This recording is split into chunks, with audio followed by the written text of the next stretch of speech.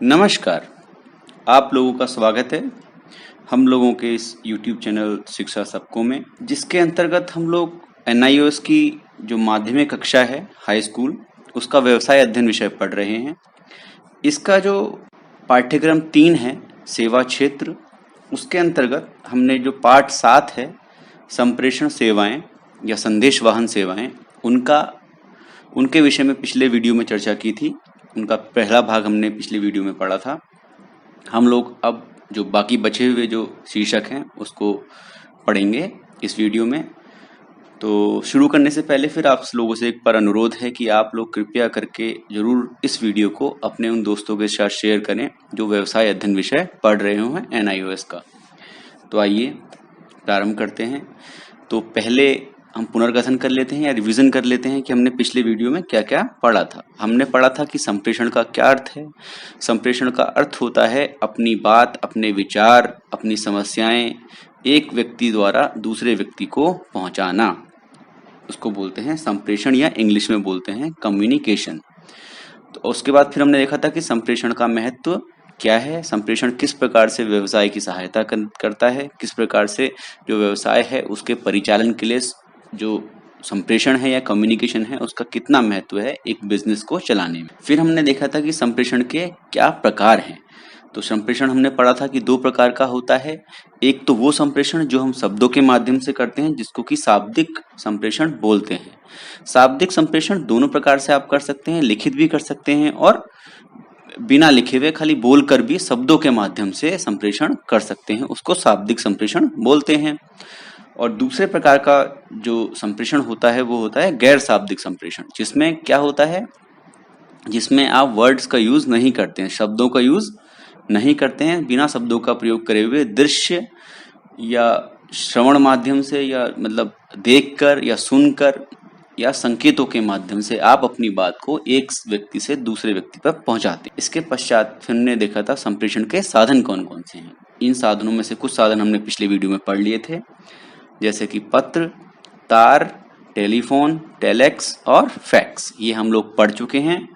और जो voice mail है, टेलीकॉन्फ्रेंसिंग है और ईमेल है, ये तीनों हम इस अध्याय में, इस वीडियो में पढ़ेंगे। तो आइए प्रारंभ करते हैं। ईमेल। ईमेल कम्युनिकेशन का एक बहुत ही नया मीडियम है या बहुत ही नवीनतम साधन है, जिसको कि संप्रेषण के लिए अक्सर ही व्यवसाय उपयोग में लाते हैं। अधिकांशतः आजकल जो व्यवसाय हैं उनके जो काम होते हैं वो ईमेल के थ्रू हो जाते हैं, उनका जो कम्युनिकेशन है वो ईमेल के माध्यम से किया जाता है। तो ये संप्रेषण का आधुनिकतम साधन है, सबसे आधुनिक साधन है। इलेक्ट्रॉनिक पद्धति द्वारा संदेश को एक जगह से दूसरी जगह भेजा जाता है। इसमें होता क्या है कि आप एक कंप्यूटर पर लॉगिन करते हैं, उसमें जो ईमेल प्रदाता होते हैं जो ईमेल की सुविधा प्रदान करते हैं, जैसे याहू मेल, जीमेल, इस प्रकार के जो ईमेल प्रदाता हैं, जो ईमेल सेवा प्रदाता हैं, उनके जो पेज होता है उस पर लॉगिन करते हैं। उसमें अपना नाम, उसमें अपना आपको नाम के हिसाब से लॉगिन बनाना पड़ता है, एक लॉगिन आईडी आपकी बन जाती है। उसके बाद फिर आप कंपोज करते हैं, मेल आप भेजते हैं किसी को, वो बनाते हैं। तो उसमें आपको टू लिखना होता है कि आप किसको भेजना चाह रहे हैं, CC आप लिखते हैं कि किस किस को, और उसकी कॉपी आपने देनी है। सब्जेक्ट आप लिखते हैं कि आप किस विषय में ये ईमेल भेज रहे हैं, और बाकी फिर उसके अंदर डिस्क्रिप्शन डालते हैं कि क्या आपकी समस्या है या क्या बात आप पहुंचाना चाहते हैं, किस वस्तु या किस विषय के बारे में आप संप्रेषण करना चाहते हैं, वो आप इस जो ये बॉक्स आपको दिख रहा है खाली, इसमें लिख देते हैं। तो इस प्रकार से आप ईमेल एक जगह से दूसरी जगह भेज सकते हैं। और ईमेल इतना तेज होता है, इतना फास्ट होता है कि ये पलक झपकते ही आपकी जो मेल है वो विदेशों तक पहुंच जाती है। US भेजनी हो, इंग्लैंड भेजनी हो, कहीं पर भी आप अपनी मेल भेज सकते हैं। मुझे लगता है कि अधिकांशतः आप लोगों में से अधिकांश लोगों ने इस माध्यम का उपयोग जरूर किया होगा संप्रेषण में कभी ना कभी, या फिर अभी जब आप पढ़ाई पूरी कर लेंगे, जब आपकी नौकरी लगेगी, उसके बाद फिर आपको ये जो माध्यम है वो उपयोग में लाना पड़ेगा। तो ये संदेश भेजने का श्रव्य तथा दृश्य माध्यम है। इसमें आप कुछ ऐसी मेल भी होती हैं जिसमें कि आप ऑडियो क्लिप भी अटैच कर सकते हैं, तो उससे आप कुछ बात सुना भी सकते हैं। वीडियो क्लिप भी आप ईमेल के माध्यम से भेज सकते हैं। तो ये एक श्रव्य तथा दृश्य माध्यम है कम्युनिकेशन का या संप्रेषण का। और ये कैसा है? शाब्दिक माध्यम। तो संदेश इसमें क्या होता है? बहुत तेजी से भेजा जाता है। संदेश बहुत तेजी से जाता है और एक देश से दूसरे देश भी आप बहुत तेजी से संदेश इसके माध्यम से भेज सकते हैं। धीरे धीरे ईमेल की लोकप्रियता बढ़ रही है। अब ईमेल बहुत ज़्यादा लोकप्रिय हो गया है। एक दिन में कई लाखों या करोड़ों ईमेल भेजे जाते होंगे पूरी दुनिया में। इसके पश्चात है वॉइस मेल। वॉइस मेल क्या है? ये कंप्यूटर आधारित एक प्रणाली है जिसके द्वारा आने वाले टेलीफोन को प्राप्त करके उसका जवाब दिया जाता है। कई बार आपने जैसे 1800 वाले जो नंबर होते हैं, जो फ्री नंबर होते हैं, या कुछ और नंबर भी होते हैं जिन पे कि आप कॉल करते हैं तो आपको एक कंप्यूटर से जनित एक आवाज़ आती है जिसमें कि आपको लगता है कि कोई आपका जवाब दे रहा है और वो आपको कुछ इंस्ट्रक्शंस देता है। उसके हिसाब से आप काम करते जाते हैं। तो आपको जैसे आपके मोबाइल का बैलेंस पता चल जाता है, कई बार आपको अपने बैंक का अकाउंट का डिटेल पता चल जाता है। सिर्फ आप उसके जो निर्देश हैं उनका पालन करते हैं, उस हिसाब से बटन दबाते हैं और वो काम हो जाता है। और कई बार ऐसा होता है कि आप अपना संदेश भी इस वॉइस मेल के माध्यम से छोड़ पाते हैं। तो कई सारी जो बहुत सारी अधिकतर कंपनियां हैं जो वो इस वॉइस मेल का सहारा लेती हैं अपने ग्राहकों तक पहुंचने का, उनकी जो फीडबैक है उसको प्राप्त करने का। जैसे ये आपका NIOS है, इसकी भी कुछ ऑनलाइन कुछ इनके नंबर हैं जिन पे कि आप मेल करके वॉइस मेल छोड़ सकते हैं। तो इसमें होता क्या है? इसमें कंप्यूटर की मेमोरी द्वारा टेलीफोन से आए संदेशों को जमा किया जाता है। कंप्यूटर की मेमोरी में जो सारे संदेश हैं वो जमा हो जाते हैं। फिर उसकी छँटनी भी कंप्यूटर के माध्यम से हो जाती है। जो कुछ ऐसा लगता है जिसका कि जवाब दिया जाना जरूरी है तो उसको जो बिजनेस है या जो भी उसका मालिक है उस वॉइस मेल का, वो उसका जवाब दे सकता है और इस हिसाब से उसमें से आवश्यक सूचना ले सकता है। बिजनेस भी और आवश्यक सूचना वो उपभोक्ता भी ले सकता है जो कि वॉइस मेल में कॉल कर रहा है, और इसके साथ साथ वो अपना संदेश भी रिकॉर्ड करा सकता है। तो वॉइस मेल भी आजकल आपने देखा होगा, अधिक जगह लिखा रहता है contact us, support, call centre, ये सब के सब वॉइस मेल के उदाहरण हैं।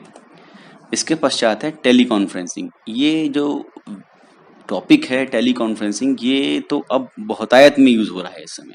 अब भी आजकल आप लोग जूम का यूज़ करते होंगे या व्हाट्सएप पर कॉलिंग करते होंगे जिसमें कि कई सारे दोस्त मिलकर बात करते हैं। तो ये सब टेलीकॉन्फ्रेंसिंग का एक उदाहरण है। कुछ समय पहले तक, जब तक कि ये चीज़ बहुत ज़्यादा चीज़ें प्रचलन में नहीं थी, तब तक इसका उपयोग केवल और केवल व्यवसाय या फिर सरकारी एजेंसियां करती थीं। वो लोग क्या करते थे, उसमें वो जो दूरियां होती हैं, जो जैसे एक ऑफिस उनका मुंबई में है, एक ऑफिस दिल्ली में है, तो जरूरी नहीं कि ऑफिस से अगर कोई मीटिंग है, अगर हेडक्वार्टर दिल्ली में है तो मुंबई के जो ऑफिस वाले लोग हैं वहीं जाएं दिल्ली। उससे अच्छा ये वो लोग ये करते हैं कि वो टेलीकॉन्फ्रेंसिंग का सहायता लेते हैं और वहीं बैठे बैठे मीटिंग अटेंड कर लेते हैं। तो कुछ समय पहले तक तो बहुत लिमिटेड लोग इसको यूज़ करते थे, लेकिन अब जो हमारा ये कोरोना जो वायरस आया, इसकी वजह से अब अधिकतर लोग वर्क फ्रॉम होम कर रहे हैं, घर से काम कर रहे हैं, तो उसमें टेलीकॉन्फ्रेंसिंग का उपयोग बहुत ज़्यादा बढ़ गया है। और आजकल अब आम आदमी भी इसका उपयोग अपने रिश्तेदारों से बात करने के लिए, अपने दोस्तों से बात करने के लिए बहुतायत में करने लगा है। तो बहुत ही कॉमन हो गया है टेलीकॉन्फ्रेंसिंग। तो टेलीकॉन्फ्रेंसिंग में क्या होता है? कॉन्फ्रेंस कहते हैं उस प्रक्रिया को जिसमें लोगों की बैठक होती है, जिसमें किसी एक मुद्दे पर विचार विमर्श होता है। ठीक है, अभी विचार विमर्श कुछ भी हो सकता है। किसी व्यवसाय से संबंधित है तो हो सकता है वो अपनी जो भविष्य की योजना है कि किस प्रकार से अपने व्यापार को बढ़ाना है उस पर बात कर रहे हो, या अभी कोई समस्या आई हुई हो कि प्लांट में काम नहीं हो पा रहा है, कुछ और समस्या है, तो उसके ऊपर भी चर्चा कर सकते हैं। टेलीकॉन्फ्रेंसिंग वो प्रणाली है जिसमें लोग एक दूसरे के साथ बैठे बगैर बातचीत करते हैं। मतलब एक दूसरे के साथ बैठने की जरूरत नहीं है, आप दूर दूर अलग अलग लोकेशंस पर हैं तब भी आप बात कर सकते हैं। दो अलग अलग देशों में रहते हुए भी एक व्यक्ति दूसरे व्यक्ति से टीवी स्क्रीन के जरिए आमने सामने बात कर सकता है। ठीक है, ये भी आपको समझ में आ गया होगा। तो ये एक टेलीकॉन्फ्रेंसिंग का जो चित्र है ये आपकी किताब में दिया हुआ है, उसी चित्र को मैंने लगा रखा है इसमें ये एक मीटिंग चल रही है जिसमें कि ये इस व्यक्ति से बात कर रहे हैं सारे लोग। ये हो सकता है किसी और लोकेशन पर बैठा हो। इसमें क्या होता है, टेली कॉन्फ्रेंसिंग में एक केंद्रीय नियंत्रण इकाई होती है या एक यूनिट ऐसी होती है जो कि पूरा संचालन करती है, जो कि सारे यूजर्स को इनवाइट करती है, सारे जो उपभोक्ता हैं या उपयोगकर्ता हैं उन सबको ये इनवाइट करती है, उनको जोड़ती है, उन सबको एक प्लेटफॉर्म पर लेकर आती है। वो केंद्रीय नियंत्रण इकाई होती है जो कि पूरी टेली कॉन्फ्रेंसिंग प्रक्रिया को नियंत्रित करती है। अब टेली कॉन्फ्रेंसिंग के दो प्रकार होते हैं, एक होता है ऑडियो कॉन्फ्रेंसिंग जिसमें केवल और केवल ऑडियो यानी कि आवाज का उपयोग किया जाता है, उसमें आपको चित्र दिखाई नहीं देता है, केवल आप आवाज सुन पाते हैं जिससे बात कर रहे होते हैं उसकी, मतलब एक तरह से टेलीफोन जैसा आप समझ सकते हैं। या व्हाट्सएप पे आप वॉइस कॉल करते हैं जिसमें कि कॉन्फ्रेंस कॉल भी होती है जिसमें कई लोगों को आप शामिल कर लेते हैं, वो भी इसका एक एग्जाम्पल है। इसके पश्चात है वीडियो कॉन्फ्रेंसिंग। वीडियो कॉन्फ्रेंसिंग में क्या होता है, इसमें आप दूसरे का चित्र भी देख सकते हैं, आवाज सुनने के साथ साथ उसका चित्र भी आपको दिखाई देगा, उसका वीडियो आपको दिखाई देगा। इसके भी दो प्रकार हैं वीडियो कॉन्फ्रेंसिंग के। एक तो है एक तरफा वीडियो, मतलब हो सकता है ये जो आदमी दिख रहा है वो केवल वो इनको ना देख पा रहा हो, केवल ये उसको देख पा रहे हो, मतलब एक तरफ का ही वीडियो आ रहा हो, लेकिन इनके जो आवाज है, जो इनकी ऑडियो है वो वहां पर जा रही हो, ऐसा संभव है। इसी प्रकार से दो तरफा ऑडियो और वीडियो हो सकता है ये आदमी भी इनको देख पा रहा हो और ये लोग भी इसको देख पा रहे हैं, तो ये दो तरफा वीडियो हो गया। तो इसमें दो तरफा ऑडियो भी होगा, आवाज भी सुन पाएंगे और वीडियो भी देख पाएंगे। एक तरफा वीडियो और दो तरफा ऑडियो, ये आपकी किताब में जो दिखा रखा है उसको आप समझ सकते हैं। इसमें क्या है, इसमें ऑडियो और वीडियो दोनों केंद्रीय मुख्य इकाई से दोनों इस दिल्ली स्टूडियो तक जा रहे हैं, लेकिन दिल्ली स्टूडियो से केवल और केवल ऑडियो यहाँ पर आ रहा है, मतलब दिल्ली स्टूडियो में जो आदमी बैठा हुआ है उसका जो वीडियो है वो केंद्रीय मुख्य इकाई वाले नहीं देख पाएंगे, लेकिन जो दिल्ली स्टूडियो वाले हैं वो केंद्रीय मुख्य इकाई के लोगों को देख भी पाएंगे और सुन भी पाएंगे। तो इसमें ए एंड वी, ए का मतलब है ऑडियो और वी का मतलब है वीडियो, तो इसके ए एंड वी दोनों इस तरफ जा रहे हैं लेकिन इसका सिर्फ ए वापस आ रहा है, ठीक है। ऐसे ही जब दोनों दो तरफा ऑडियो और वीडियो हो तो उसको इसमें दिखा रखा है, ये केंद्रीय मुख्य इकाई है या इनका जो मेन स्टूडियो है वो है, यहाँ से ऑडियो वीडियो दोनों जा रहे हैं, और ये दिल्ली स्टूडियो है वहाँ से भी ऑडियो और वीडियो दोनों आ रहे हैं। इस प्रकार सारे स्टूडियो के साथ ऑडियो और वीडियो का दो तरफा जो एक्सचेंज है, हस्तांतरण है, वो किया जा रहा है। तो मुझे लगता है आपको ये क्लियर हो गया होगा। अब हम पढ़ते हैं कि संप्रेषण में क्या बाधाएं आती हैं। ये बहुत जरूरी है कि हम लोग जो कम्युनिकेट करते हैं, जब किसी के साथ संप्रेषण करते हैं तो उसमें जो बाधाएं उत्पन्न हो सकती हैं उसके बारे में हमको ज्ञात होना चाहिए, ताकि हम उन बाधाओं को दूर करके संप्रेषण की जो प्रक्रिया है उसको सुचारू रूप से चला सकें, उसको सही तरीके से कर सकें, कम्युनिकेट सही तरीके से कर पाएं। क्योंकि अगर हम कम्युनिकेट नहीं कर पाएंगे तो कम्युनिकेशन के माध्यम से या संप्रेषण के माध्यम से जो चीज़ हम करना चाह रहे हैं वो हम हासिल नहीं कर पाएंगे। तो क्या क्या बाधाएं आती हैं? पहली बात है गलत संदेश की, दूसरी है स्क्रीनिंग, तीसरी है एकाग्रता की कमी, अस्पष्ट अनुमान, बदलाव, विश्वास की कमी, स्टेटस तथा पोजीशन तथा संगठन की संरचना। तो ये जो सारे जो बाधाएं हैं इसको एक एक करके समझ लेते हैं। सबसे पहले है गलत संदेश। हो सकता है कि जो संदेश कोई एक व्यक्ति ने दूसरे व्यक्ति को दिया है वो कुछ भ्रमात्मक हो, मतलब कुछ भ्रम में डाल दे दूसरे आदमी को कि क्या कहना चाह रहा है, उसको समझ में ना आ पाए, या वो अस्पष्ट हो, वो उसकी बात समझ ना पा रहा हो, तब ये भी एक बाधा आ सकती है। इसमें हो सकता है कि अनुवाद की त्रुटि हो सकता है जो एक व्यक्ति है वो तो कहीं दूसरे देश का है, मान लीजिए किसी जापान का वो व्यक्ति है और दूसरा व्यक्ति भारत का है, और इनको जब जापान वाले को जब भारत वाले के साथ बात करनी है तो जापान में भी एक अनुवादक होना चाहिए और एक भारत का भी अनुवादक होना चाहिए, ताकि वो उनकी चीज़ों को ट्रांसलेट करके या अनुवाद करके एक दूसरे को बता पाएं कि दूसरा क्या कहना चाह रहा है। तो हो सकता है जब ये अनुवाद की प्रक्रिया हो उसमें कोई त्रुटि रह जाए, कोई शब्द को कुछ और लिखना हो और वो कुछ और लिख जाए, तो इस तरीके से भी गलत संदेश जा सकता है, ये भी एक बाधा उत्पन्न कर सकता है। तो उसमें होता क्या है, इसमें आदमी क्या कहना चाह रहा है, क्या कम्युनिकेट करना चाह रहा है, उसकी वास्तविकता समझने में कठिनाई आ सकती है, ठीक है। और एक भाषा भेद की समस्या भी इसमें हो सकती है, जैसे मैंने आपको उदाहरण दिया कि हो सकता है अनुवाद की त्रुटि से भी ये समस्या आ जाए। तो इसको निपटने के लिए या इससे पार पाने के लिए आपको क्या करना पड़ेगा, आपको व्यापक दृष्टिकोण रखना पड़ेगा। मतलब समझने के लिए एक बहुत बड़ी समझ की आवश्यकता होगी, बहुत बड़ा आपका विजन होना चाहिए, दृष्टिकोण होना चाहिए कि हाँ, हो सकता है वो कुछ और कह रहा हो। फिर आपको आराम से उसको समझना चाहिए और हो सकता है जो अनुवाद है उसकी कमी भी आप निकाल पाएँ या उसकी कमी भी आप ढूंढ पाएँ और फिर जो कम्युनिकेशन है उसको ठीक कर पाएँ। इसके पश्चात है स्क्रीनिंग। तो क्या होता है, कुछ समाचार या सूचनाएं जब प्रसारित होती हैं तो वो जब पहुंचती हैं दूसरे के पास, जिसके पास उनको पहुंचना है, तब तक उनका जो वास्तविक अर्थ है वही बदल जाता है, वही अपना जो वास्तविक अर्थ है वही बदल देती हैं। तो इसमें होता क्या है, और ये भी हो सकता है कि कई बार जो सूचना प्राप्त करने वाला व्यक्ति हो, जिसको सूचना मिल रही हो, कहीं से सूचना आई और इसको मिली, तो हो सकता है ये उस सूचना से को प्राप्त करके अपना ही अर्थ निकाल ले, कुछ अपनी ही समझ से कुछ कुछ मतलब कुछ और ही उसको समझ जाए और इस तरीके से उस पर रिएक्ट कर जाए, कुछ गलत उसका अर्थ निकाल कर। और कुछ जैसे आजकल होता भी है, कई बार अफवाहें फैल जाती हैं, लोग कुछ और समझ लेते हैं, कुछ और कहा होता है। तो इस प्रकार की जो बाधा है ये भी कई बार खतरनाक साबित हो सकती है। अगला है एकाग्रता की कमी। अब होता क्या है कि कई बार आपने जो मैसेज दिया और जिसको मैसेज मिला, हो सकता है वो सही मूड में ना हो, वो कहीं आपकी बात सुनी ना रहा हो, वो एकाग्री ना हो, कंसंट्रेशन ना उसका ठीक हो, तो व्यक्ति समाचार या संदेश प्राप्त करते समय एकाग्र नहीं होता है। इस बाधा में क्या होता है कि जो व्यक्ति जो सुन रहा है, जो समाचार जिसको मिल रहा है, वो हो सकता है एकाग्र ना हो।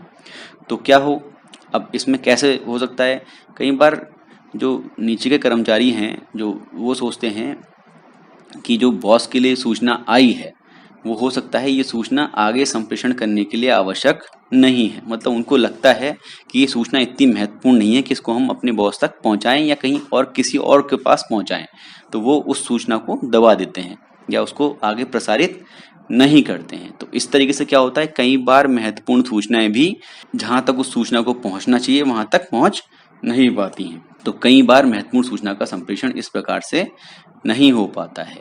तो ये हो सकता है, इसके क्या रीजन हो सकता है उचित अभिप्रेरण ना हो, मतलब लोग सही से मोटिवेट ना हो, लोगों को काम करने का मन ना हो, कुछ और प्रॉब्लम आ रही हो, कुछ हो सकता है कार्य स्थल का जो पर्यावरण है, जो वातावरण है वही ठीक ना हो, उसकी वजह से भी ऐसा हो सकता है। संप्रेषण के साधन ही उपलब्ध ना हो, मतलब ऐसे कोई लेटर आया है और किसी ऐसे आदमी के लिए है जहां तक कि आप उस लेटर को पहुंचा ही नहीं सकते जिस तक, तो हो सकता है कि आप सोचें कि ये ज़्यादा महत्वपूर्ण नहीं है ये लेटर, तो उसको रख दें, उसको उस तक प्रसारित ना करें, उसको उस तक ना पहुंचने दें। ठीक है, ये संप्रेषण के साधनों के अभाव के कारण भी हो सकता है। आइए, अब है अस्पष्ट अनुमान। तो कई बार ऐसा हो सकता है कि संदेश का गलत अनुमान लगाने भर से ही संदेश भेजने वाले और संदेश प्राप्त करने वाले के संबंध में दरार पड़ जाती है। तो इसमें होता क्या है कि मान लीजिए आपने किसी दुकानदार से कुछ कहा कि हाँ भाई मैं आपके दुकान पे आ रहा हूँ और मेरे को ये सामान लेना है और आप मेरे को इस सामान को भिजवाने का प्रबंध भी कर देना। तो वो हो सकता है वो दुकानदार कहीं और बिजी हो, उसने कह दिया हाँ ठीक है देख लेते हैं हम कर, हो सकता है हो जाएगा। तो आप तो पहुंच गए उस दुकान पे और वो मान लीजिए वो सामान ही उसके पास प्राप्त ना हुआ, वो सामान ही कहीं और बिक गया, कुछ और हुआ, कुछ और आपने सोचा कि ये शायद भिजवा भी देगा और वो ना भिजवा रहा हो। तो इस तरीके से क्या होगा, आपको उस दुकानदार के साथ आपका जो व्यवहार है वो चेंज हो जाएगा। अब आप उसको उस तरीके से नहीं देखेंगे जैसे पहले उस पर भरोसा करते थे आप, अब आप उसके ऊपर भरोसा ना करके उसके साथ हो सकता है आपकी लड़ाई भी हो जाए। तो इस प्रकार से आपके और उसके जो रिलेशन है उसमें दरार पड़ सकती है। तो आप ये जो अस्पष्ट अनुमान होते हैं, जो अपने आप ही हम लोग एज्यूम कर लेते हैं कि ऐसा भी हो सकता है, तो वो तनाव पैदा कर सकते हैं। तो ये अस्पष्ट अनुमान कम्युनिकेशन में एक बहुत बड़ी बाधा का काम पैदा कर सकते हैं, संप्रेषण में जो बाधा है वो उत्पन्न कर सकते हैं। इसके पश्चात है बदलाव। तो हम लोग जानते हैं कि हम लोग एक ही तरीके से रहने के या एक ही तरीके से चलने के आदी होते हैं। अगर कुछ भी चीज़ परिवर्तित होती है, कुछ बदलाव होता है, तो हम उसको आसानी से स्वीकारते नहीं हैं। हम इसी उसमें रहते हैं कि नहीं ये ऐसा नहीं होना चाहिए, और हम कई बार जो ऐसे संदेश आते हैं बदलाव के लिए, उन संदेशों की एकदम ही मतलब उनकी चिंता ही नहीं करते, उनके बारे में सोचते ही नहीं। हमको केवल जो संदेश अपने काम के होते हैं, केवल हम उन्हीं संदेशों पर ध्यान देते हैं जो हमें अच्छे लगते हैं। तो क्या होता है, मनुष्य अपनी प्रकृति के अनुसार किसी भी बदलाव को आसानी से नहीं अपनाता है तथा अपने दैनिक कार्यों में बदलाव से बचना चाहता है, ये मनुष्य का एक स्वभाव है। तो हम क्या करते हैं, हम केवल अच्छे संदेश जिनमें हमारा फायदा होता है उनको ही प्राप्त करना चाहते हैं। अब लेकिन कई बार ऐसा होता है कि व्यवसाय में जो प्रबंधक हैं या जो सुपरवाइजर हैं उनको ऐसे डिसीजन लेने पड़ते हैं, कई चीज़ें चेंज करनी पड़ती हैं बिजनेस की। तो जब वो चेंज करने जाते हैं, जब वो बदलाव करने जाते हैं तो उनको बहुत सारी जो बाधाएं हैं उनका सामना करना पड़ता है। तो इसके लिए अच्छा है कि वो सही ढंग से उस बदलाव को कम्युनिकेट करें नीचे तक, क्योंकि कर्मचारी पहले बार में तो मानेंगे नहीं। अगर बहुत बड़ा बदलाव कुछ करना चाह रहे हैं आप लोग, हो सकता है उनकी उनकी सैलरी से संबंधित, उनके वेतन से संबंधित कोई बदलाव हो, उनकी छुट्टी से संबंधित कोई बदलाव हो, उनके ओवरटाइम से संबंधित कोई बदलाव हो, तो ऐसे बदलाव का अगर आपको पालन कराना है तो क्या आपको करना पड़ेगा, उचित समय पर उस बदलाव को करना पड़ेगा, सबसे बात करनी पड़ेगी और सहयोग भी भावना आपके अंदर होनी पड़ेगी, तब जाके वो बदलाव ठीक ढंग से हो पाएगा। अगला है विश्वास की कमी। तो जो कम्युनिकेट करने वाला है, जो संप्रेषण करने वाला है और जो संप्रेषण जिसको पास संप्रेषण कर रहा है, अगर उन दोनों के बीच में विश्वास की कमी है तो वो जो संप्रेषण की प्रक्रिया है उसमें वो बहुत बड़ी बाधा का काम करती है। विश्वास की कमी एक बहुत बड़ी बाधा होती है कम्युनिकेशन में। तो संदेश प्राप्त करने और प्रेषित करने वाले व्यक्ति के मध्य यदि विश्वास नहीं है तो भी संदेश प्राप्त करने और प्रेषित करने में बाधा उत्पन्न होती है। होता क्या है कि जैसे मान लीजिए कोई एक व्यक्ति है जिस पर आप विश्वास नहीं करते, उसने आपको कोई संदेश दिया कि ये जो तीसरा व्यक्ति है उसको एक संदेश दे देना। तो आप हो सकता है, क्योंकि आपको उस व्यक्ति पे विश्वास है नहीं, तो आप हो सकता है उसके उस संदेश को आगे तक ना पहुंचाएं, या पहुंचाएं तो कुछ चेतावनी के साथ पहुंचाएं कि ऐसा ऐसी चीज उसने कही है और मुझे उसके ऊपर विश्वास नहीं है। तो इससे बचने के लिए क्या होना चाहिए, एक व्यवसाय के लिए ये चीज़ बहुत बहुत बहुत हानिकारक हो सकती है। तो हमें क्या करना चाहिए, जब हम व्यवसाय करते हैं तो व्यवसाय के अंतर्गत ऐसा वातावरण बनाना चाहिए कि लोग जो कर्मचारी हैं वो अधिकारियों पे विश्वास करें और अधिकारी कर्मचारियों पे विश्वास करें, और दूसरे का जो दृष्टिकोण है, दूसरा जो सोचता है उस चीज को महत्व दे। मतलब हमें सबकी बात सुननी चाहिए। खास तौर से जो अधिकारी होते हैं, जो ऊपर के लेवल के जो पर्यवेक्षक होते हैं, सुपरवाइजर होते हैं, उनको इस चीज की ज्यादा जरूरत होती है समझने की। ठीक है। अब है स्टेटस तथा पोजीशन। अब स्टेटस क्या है, स्टेटस पद से आता है, मतलब आप किस पोस्ट पर हैं, किस पोजीशन पर हैं। तो कई बार क्या होता है, अगर आप नीची पोजीशन पर हैं तो आप ऊपर वाले से बात करने में घबराते हैं, कई बार आप अपनी चीजें व्यक्त नहीं कर पाते हैं। तो ये भी जो संप्रेषण है उसमें एक बाधा का काम करता है। तो क्या होता है, अधीनस्थ यानी कि जो सबऑर्डिनेट होते हैं, जो नीचे वाले लोग होते हैं, वो कई बार डर के कारण तथ्यों को पूर्ण रूप से प्रकट नहीं करते हैं, जिससे कि एक संप्रेषण में बाधा होती है, और कई बार ये चीजें कंपनी के लिए बहुत हानिकारक या इसकी वजह से कंपनी को बहुत बार हानि होती है। तो ये क्यों होता है, ये पद और प्रतिष्ठा, जो पद की प्रतिष्ठा है, जो जिस पद पर व्यक्ति है ऊपर वाला, और जो स्तर है उसके कारण बाधा उत्पन्न होती है। जो कम्युनिकेशन होता है उसमें इसकी बाधा उत्पन्न होती है। तो इसको बचने के लिए क्या होना चाहिए, इसको बचने के लिए जो आपका व्यवसाय है उसमें सूचनाओं के दो तरफा प्रवाह की व्यवस्था होनी चाहिए। मतलब अगर आप टॉप पर हैं तो आप जो नीचे कर्मचारी हैं उनके पास भी कोई ना कोई जरिया होना चाहिए कि वो अपनी बात आप तक पहुंचा सकें, क्योंकि आपकी बात तो उन तक पहुंच ही जाएगी, आप जो ऑर्डर देंगे वो तो पहुंच ही जाएगा। ठीक है। तो जरूरी है कि जो सूचनाओं का प्रवाह हो वो दो तरफा हो, सिर्फ ऊपर से नीचे की तरफ ना हो, नीचे से ऊपर की तरफ के लिए भी एक चैनल होना चाहिए। और एक कारण और हो सकता है, कई बार लोग अपने स्वाभिमान की वजह से भी जो कम्युनिकेशन है उसमें बाधा उत्पन्न करते हैं, ये भी एक कारण हो सकता है। इसके पश्चात है संगठन की संरचना। अब जब आप कोई व्यावसायिक संगठन बनाते हैं तो उसमें कई सारे लेवल बन जाते हैं, कई सारे लेवल बन जाते हैं, जैसे कई सारे लेवल होते हैं, जैसे एक मालिक हो गया, फिर उसके नीचे एक छोटा जो बड़ा मैनेजर है वो हो गया, फिर उससे छोटा मैनेजर हो गया, फिर नीचे सुपरवाइजर हो गए, सुपरवाइजर के नीचे फिर लेबर हो गई। तो इस तरीके से कई सारे लेवल बन गए। लेवल 1 पे जो आ गए वो मालिक आ गए, लेवल 2 पे जो मैनेजर है वो आ गए, लेवल 3 पे जो छोटे मैनेजर है वो आ गए, लेवल 4 पे सुपरवाइजर आ गए। इस तरीके से कई सारे लेवल हो सकते हैं। तो ये जो कई सारे लेवल बन जाते हैं, कई सारे स्तर बन जाते हैं, इनकी भी बहुत लंबी अगर चेन हो जाएगी तो उसके कारण भी जो संदेश वाहन होता है या जो संप्रेषण होता है वो आसानी से नहीं हो पाता है। एक जगह से जो चीज़ दूसरी जगह तक आसानी से नहीं पहुंच पाती। जैसे मैंने एक उदाहरण दे रखा है, एक कंपनी में पहले एमडी है, फिर नीचे उसके डायरेक्टर है, फिर जीएम है, फिर इसके नीचे डीजीएम, इस तरीके से लोग होंगे। तो ये अगर एमडी की कोई बात है वो सीधे सीधे यहाँ पहुँचने में काफ़ी समय लगेगा। पहले वो यहाँ तक आएगी, फिर यहाँ से यहाँ आएगी, फिर यहाँ से यहाँ आएगी, फिर यहाँ से यहाँ आएगी। तो इस तरीके से एक लंबी चेन बन जाएगी। उसके कारण प्रभावी संदेश वाहन नहीं हो पाएगा, जो इफेक्टिवली जो कम्युनिकेशन होना चाहिए वो नहीं हो पाएगा। तो पर्यवेक्षण के जो विभिन्न स्तर होंगे उन पर उचित संप्रेषण का अभाव रहेगा। जो बहुत सारे जो सुपरवाइजरी लेवल्स होंगे उनके बीच में जो संप्रेषण है उसका उचित संप्रेषण का अभाव होता है।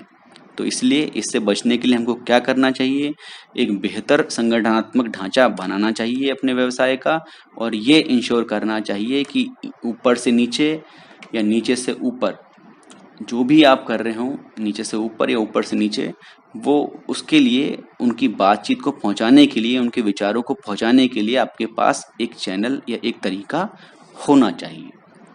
तो धन्यवाद। हमने एक बहुत महत्वपूर्ण टॉपिक कम्युनिकेशन को ख़त्म कर लिया, संप्रेषण हमारा पूरा हुआ। तो फिर अंत में आपसे वही अनुरोध है कि इस वीडियो को जरूर अपने जो साथी हैं, जो NIOS से पढ़ रहे हैं, अपने ऐसे दोस्त हैं जो व्यवसाय अध्ययन विषय पढ़ रहे हैं, उन तक पहुंचाने का कष्ट करें। और हम लोगों का की जो ये पहल है आप लोगों के साथ शिक्षा को बांटने की, उसमें हम लोगों का सहयोग करें। धन्यवाद।